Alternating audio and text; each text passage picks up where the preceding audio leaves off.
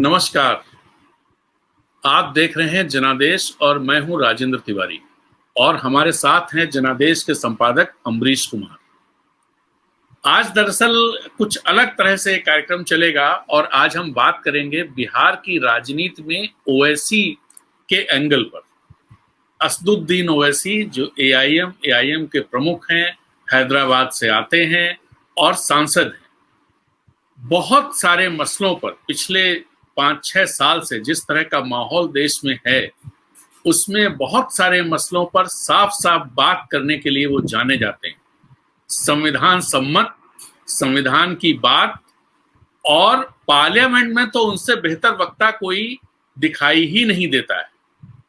बिहार में भी उन्होंने घोषणा कर रखी है कि आने वाले विधानसभा चुनाव में वो बहुत सारी सीटों पर लड़ेंगे।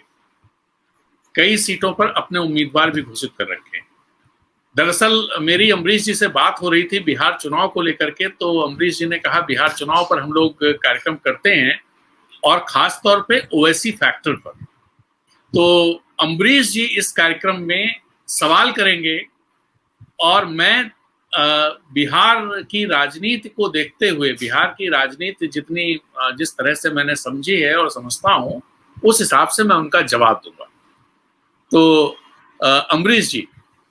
जी, धन्यवाद राजन जी। पहले तो मैं दर्शकों को ये बताना चाहूंगा कि राजन तिवारी से हम बिहार पे बात कर क्यों रहे हैं। राजन तिवारी ने 1 दशक का समय बिहार की राजनीति को करीब से देखने में लगाया है। प्रभात खबर के वे संपादक रहे हैं और रिपोर्टिंग पूरे हर जिले से रिपोर्टिंग कराई, खुद भी रिपोर्ट की। 2015 का विधानसभा का चुनाव जो था उसमें बड़े बड़े पंडित फेल हुए थे, लेकिन राजन तिवारी का आकलन काफी हद तक जो है पूरी तरीके से सही निकला था। ये महत्वपूर्ण चीज है। और प्रभात खबर उस दौर में पूरा जो बिहार की राजनीति है उसको उसकी रिपोर्टिंग इतने ढंग से की थी कि हम सारे लोग उसको लगातार पढ़ते। ऐसे में हमें लगता है कि राजन तिवारी फिर उसी अंदाज में कुछ चीजों को सामने रखे। जो ओवैसी की बात आई है, ओवैसी बिहार की राजनीति को कैसे प्रभावित कर रहे हैं, इसको थोड़ा सा तो उन्होंने बताया। मुझे लगता है कि 2015 से लेकर 2019 के बीच में ओवैसी की राजनीति में एक बड़ा बदलाव आया है बिहार को प्रभावित करने वाला। और हमें लगा कि 2015 के चुनाव में जो वोट मिले थे उससे कहीं ज्यादा उनको 2019 के लोकसभा चुनाव या विधानसभा चुनाव में, किशनगंज के उपचुनाव में मिला है। तो उसको देखते हुए हमें ओवैसी को लेकर के ये सोचना चाहिए कि उनकी राजनीति किस तरह प्रभावित करने वाली है। हम राजन जी से ये जानना चाहेंगे कि सीमांचल का इलाका, पहले वो बताएं कि सीमांचल के इलाके में ओवैसी किस तरह बिहार की राजनीति को प्रभावित करने जा रहे हैं। उससे बीजेपी पे क्या असर पड़ेगा, आरजेडी पे क्या असर पड़ेगा और जेडीयू पे क्या असर पड़ेगा। जी, दरअसल पहले सीमांचल के इलाके को समझने की जरूरत है। बिहार का जो सीमांचल इलाका है वो मुस्लिम बहुल इलाका है। उसमें 4 जिले आते हैं, किशनगंज, अररिया, कटिहार और पूर्णिया, और यहाँ से 24 विधानसभा सीटें होती। 2015 का जो चुनाव था उसमें भी ओवैसी के कैंडिडेट्स वहां से चुनाव लड़े थे और ओवैसी ने कैनवसिंग भी की थी। 2015 का चुनाव आपको याद होगा कि आखिरी फेज में सीमांचल के इलाके में वोटिंग थी और वो फेज ऐसा था जिसमें भारतीय जनता पार्टी ने पूरी तरह से धार्मिक ध्रुवीकरण की कोशिश की थी। और जो विज्ञापन जो बहुत चर्चा में रहे थे, गाय वाला विज्ञापन और नीतीश कुमार के खिलाफ एक कि ये मुसलमानों को आरक्षण दे देंगे, ये जो 2 विज्ञापन थे, इनको लेकर के चुनाव आयोग ने कार्रवाई भी की थी। हमारे अखबार जो समय में प्रभात खबर में था, तो हमारे जो संपादक उस इलाकों के थे उन पर FIR हुई थी और उन संपादकों को अपनी जगहों से गायब होना पड़ा था, क्योंकि पुलिस से ये सूचना मिली थी कि उनकी गिरफ्तारी के आदेश दिए गए हैं कि इनको गिरफ्तार कर लिया जाए। ये मैं बता रहा हूं, उस समय इस तरह के ध्रुवीकरण करने की कोशिश की गई थी। अब उस समय ओवैसी का कोई खास फर्क नहीं पड़ा था। उस इलाके में बहुतायत सीटें महागठबंधन ने जीती थी और कांग्रेस ने जीती थी। वहां से महागठबंधन का ही हिस्सा कांग्रेस थी। लेकिन 2019 आते आते चीजें काफी बदली और 2019 के लोकसभा चुनाव में ओवैसी के पार्टी उम्मीदवार जो अख्तरुल ईमान, जो एआईएम के प्रदेश अध्यक्ष भी हैं, वो किशनगंज के चुनाव में 25% वोट पाते हैं, किशनगंज लोकसभा क्षेत्र। ये एक बड़ी छलांग थी। और यही नहीं, बहादुरगंज और कोचाधामन में वो नंबर 1 पर रहते हैं जी। और एक और क्षेत्र है जहां पर वो नंबर 2 पर रहते हैं। तो अब ये जो छलांग थी, इसको समझने की जरूरत है। और इसके बाद वहां किशनगंज से कांग्रेस जीती। किशनगंज विधानसभा क्षेत्र से जो कांग्रेस के एमएलए थे उस समय, उनको लोकसभा का टिकट मिला और वो लोकसभा में निर्वाचित हो गए। और एक ही सीट बिहार में विपक्ष जीता था, वो किशनगंज की सीट थी। तो जब वो निर्वाचित हो गए, वहां उपचुनाव हुआ। उस उपचुनाव में कांग्रेस ने उनकी पत्नी, उनकी मां को टिकट दिया, सईदा बानो। और इन्होंने एआईएम ने अपना कैंडिडेट खड़ा किया, होदा साहब हैं, उनको, कमरुन होदा, उनको खड़ा किया। और भाजपा ने स्वीटी सिंह को खड़ा किया। अब जो रिजल्ट आए, वो रिजल्ट ये थे कि जो एआईएम का कैंडिडेट था, वो 42% वोट पाकर के सीट जीत गया। स्वीटी सिंह दूसरे नंबर पर रही। और कांग्रेस की जो उम्मीदवार सईदा बानो थी, वो डिस्टेंट थर्ड, शायद उनकी जमानत भी जब्त हो गई थी। ये स्थिति रही उस चुनाव में। अब ये जो बदलाव आया, इस बदलाव की बड़ी वजह ये है कि 2015 तक भारतीय जनता पार्टी उतने आक्रामक तरीके से अपने एजेंडे के साथ सामने नहीं आई थी, 2019 में जितने आक्रामक तरीके से वो सामने आई। और 2019 तक जो इशू आए, खासतौर पर उससे पहले कश्मीर का मामला उठ गया था, 3 तलाक हो गया था, राम जन्मभूमि का भी मामला आ रहा था कि भाई कुछ चीजें होंगी इसमें। इसके अलावा जो पाकिस्तान फैक्टर सामने आता था, बहुत सारी चीजें इस तरह थी। और एनआरसी असम में शुरू हो गई थी। और असम से जहां एनआरसी हो रही, वहां से ये किशनगंज बहुत दूर नहीं है, मतलब है तो दूर, लेकिन वैसे अगर पूरा इलाका देखें, जो सुरजापुरी इलाका कहलाता है, वो बंगाल और असम ये सब पूरा मिला करके होता है। जी। तो एक तरह से कनेक्टेडनेस थी। अब ऐसे में कांग्रेस का जो ढुलमुल रवैया रहा, ना तो एनआरसी पे कोई खास बात उन्होंने की, एक तो उन्हीं पर आ जाता था कि एनआरसी की तो आप ही ने कराया है, ये तो अदालत के उससे कह रहे हैं। पाकिस्तान को लेकर के वो आक्रामक होते थे तो उल्टा उन्हीं पर आए तो वो चुप हो जाते थे। 2019 के चुनाव में जिस तरह से राहुल गांधी ने अपने को प्रस्तुत किया, जनेऊ और दुनिया भर की बहुत सारी चीजें, उससे भी चीजें गड़बड़ाई। और जो मुस्लिम मतदाता है, जिसे ये माना जाता है पिछले 30 सालों से भारतीय जनता पार्टी के खिलाफ, उसको हराने के लिए एकजुट होकर के वोट करता है। और ओवैसी 2015 में इसलिए नहीं असर डाल पाए क्योंकि उन पर ये तमगा लगा हुआ था कि भारतीय जनता पार्टी इनको खड़ा करती।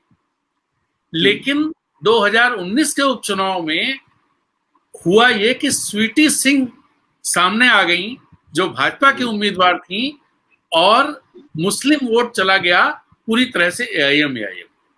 और ये तब जब सुरजापुरी मुसलमान, जो पसमानदा बोले जाते हैं, पिछड़े मुसलमान हैं, और ओवैसी साहब जो हैं वो सवर्ण मुसलमानों में आते हैं। अच्छा। तो एक जो अंतर रहता है ओवैसी और बिहार के अधिकतर जो पसमानदा मुसलमान हैं, और वो असर नहीं डाल पाते थे, उसकी वजह एक ये भी रहती थी। लेकिन ये जो डिस्टेंस थी, इस डिस्टेंस को भारतीय जनता पार्टी की जो पॉलिटिक्स रही और जो कांग्रेस की पॉलिटिक्स रही, उसने पाट दिया। और उसी का असर ये हुआ कि किशनगंज में 42% वोटों के साथ एआईएम बिहार विधानसभा में अपना पदार्पण कर दिया उसने। एक सवाल मेरा राजन जी है कि 2015 की जब बात करते हैं तो हम लालू यादव को भूल जाते हैं। लालू नीतीश उस दौर में थे और लालू यादव का असर पड़ता था। 2019 में लालू यादव कहीं पे गायब है, पूरे राजनीतिक परिदृश्य से गायब है, उसका एक असर हुआ। दूसरा, ये जो वोट है, जो वोट काट रहे हैं, वो काट तो आरजेडी का वोट काट रहे होंगे ना, ये भी तो है। तो उससे फायदा अल्टीमेटली बीजेपी को ही मिलेगा।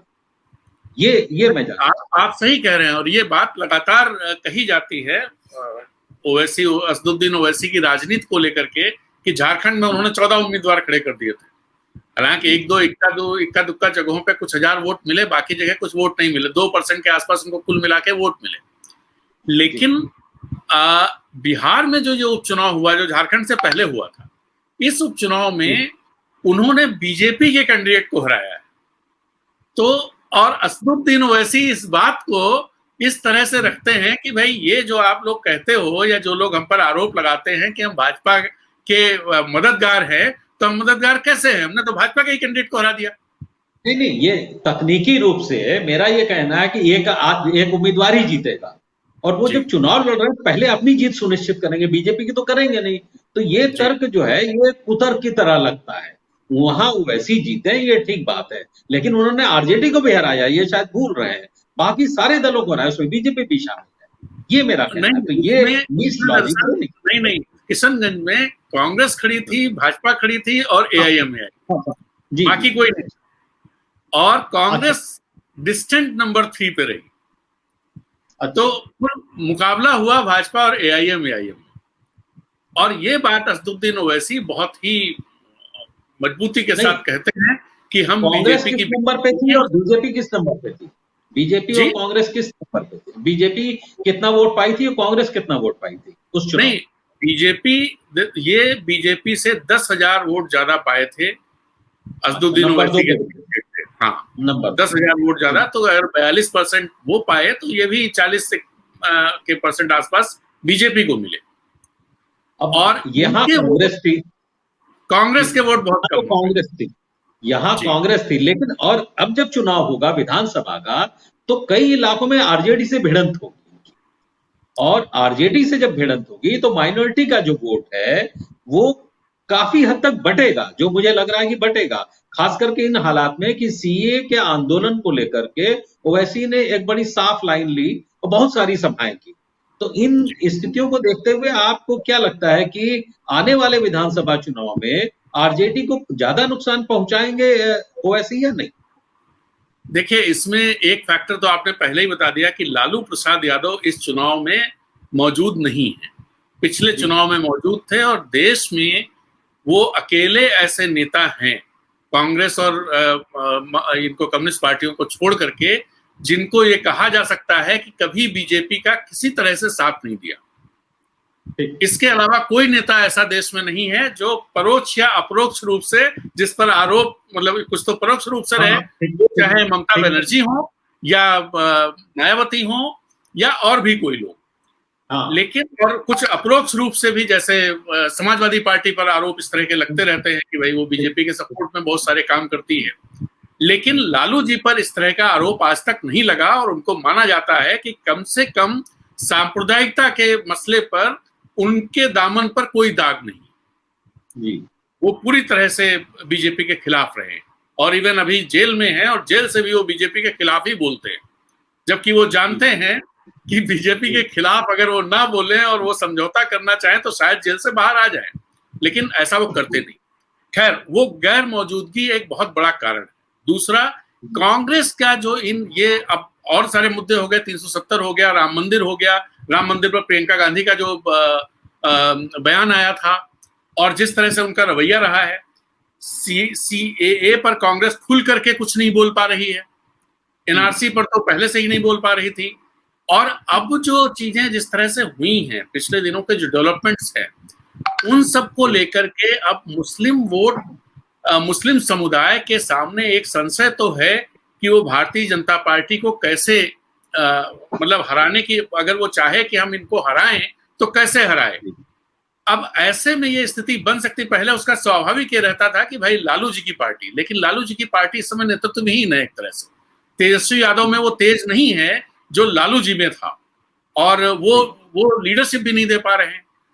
ऐसे में ये संभावना बनती है कि अगर ओवैसी मजबूती से बिहार में खड़े होते हैं तो उनकी तरफ वोट जा सकता है। अख्तरुल ईमान के आने का भी असर है। अख्तरुल ईमान चूंकि आरजेडी से 2 बार विधायक रहे, उसके बाद जेडीयू में रहे, जेडीयू से चुनाव लड़ रहे थे 2014 में, और बीच चुनाव से उन्होंने अपना नाम इसलिए वापस ले लिया कि जिसमें बीजेपी को फायदा न मिले, हम अलग अलग ना लड़ें, और उन्होंने कांग्रेस के लिए सीट छोड़ दी।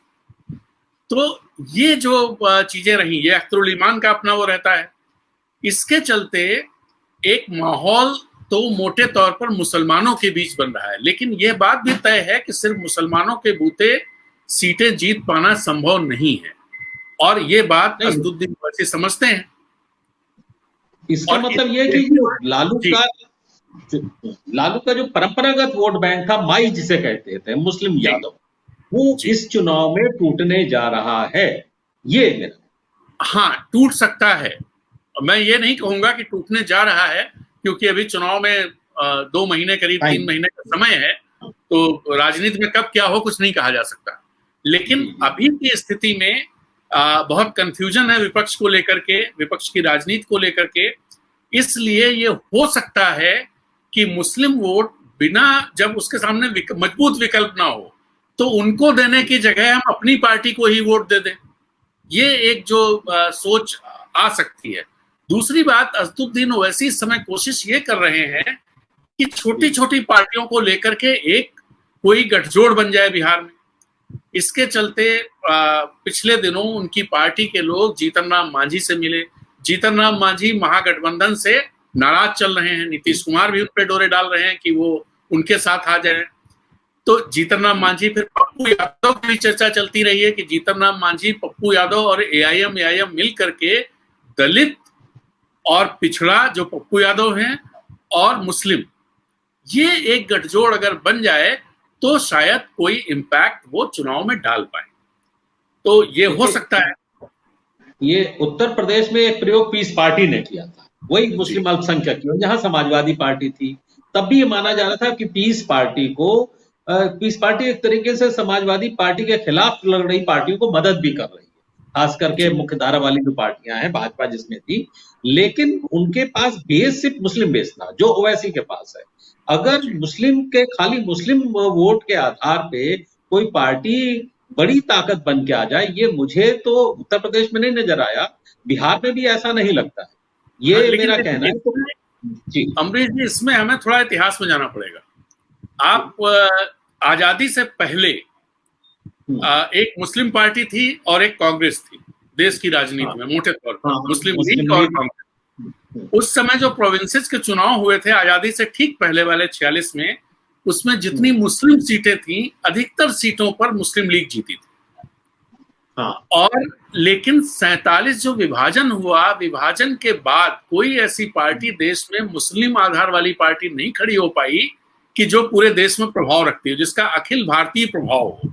उसकी एक बड़ी वजह यह रही कि एक तो ये ठप्पा लगा हुआ था और एक संशय बना हुआ था कि ये मुस्लिम है, पाकिस्तान बन चुका था, विभाजन हुआ था, और जिस तरह अपना देश चल रहा था, अपना देश जिस तरह, उसमें ये इसकी संभावना, थोड़ा गुंजाइश कम हो जाती थी कि मुस्लिम आधार पर खड़े होकर के कोई पार्टी पूरे देश में अपनी जगह बना सके और उसके क्रेडेंशियल्स मजबूत हो सके, सेकुलर क्रेडेंशियल्स।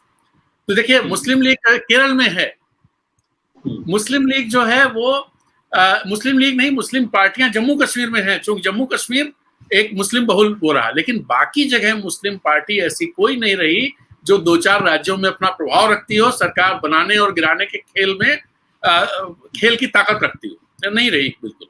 लेकिन अब जो स्थितियां आई हैं इस समय, बहुत सारे जानकारों, विश्लेषकों का कहना है कि जो विभाजन की स्थितियां, जो माहौल उस समय था, वैसी ही कुछ राजनीति इस समय चल रही है देश में। तो ऐसे में फिर ऐसी किसी पार्टी के लिए स्कोप बन जाता है, मुझे ऐसा लगता है, और ये बिहार का चुनाव इस चीज को साफ करेगा। इसका मतलब ये हुआ कि बिहार की राजनीति में ओवैसी एक तरीके से एक किंग मेकर जैसी भूमिका में भी नजर आ सकते हैं, ऐसा लगता है। अभी कुछ भी कहना संभव नहीं है कि वो किंग मेकर की भूमिका में होंगे या नहीं होंगे, क्योंकि किंग मेकर की भूमिका में तभी आ पाएंगे जब एनडीए के अलावा कोई सरकार दूसरी बन रही हो।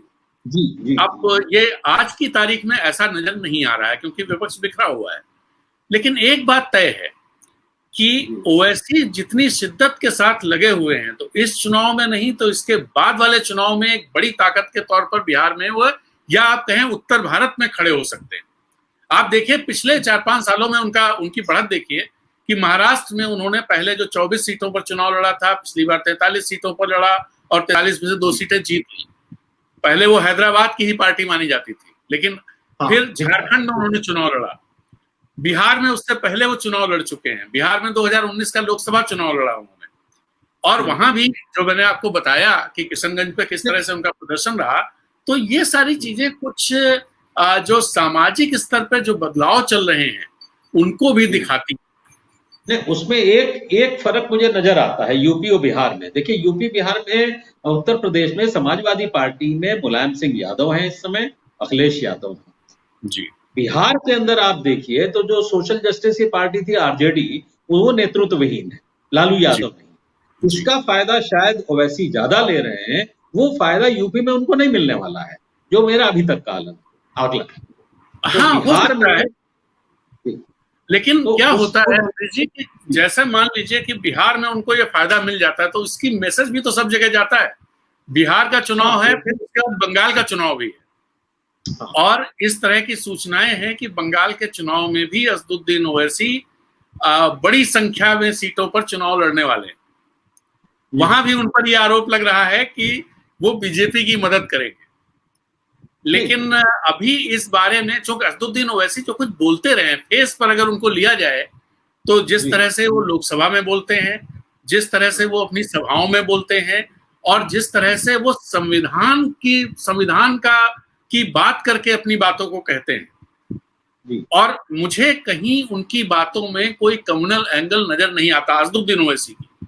अकबरुद्दीन ओवैसी में जरूर ये विषैलापन था, लेकिन अगर पिछले 2-3 सालों से अकबरुद्दीन ओवैसी को भी देखें तो हमें लगता है कि उन्होंने भी अपने को संयमित किया है। वो पिछले दिनों उनकी एक बयान पर बहुत विवाद हुआ था, लेकिन जब वो टुकड़ा काट करके दिखाया गया था, जब हमने पूरा भाषण देखा तो उसमें ऐसा कुछ भी उन्होंने नहीं कहा था जिस पर विवाद किया जाए।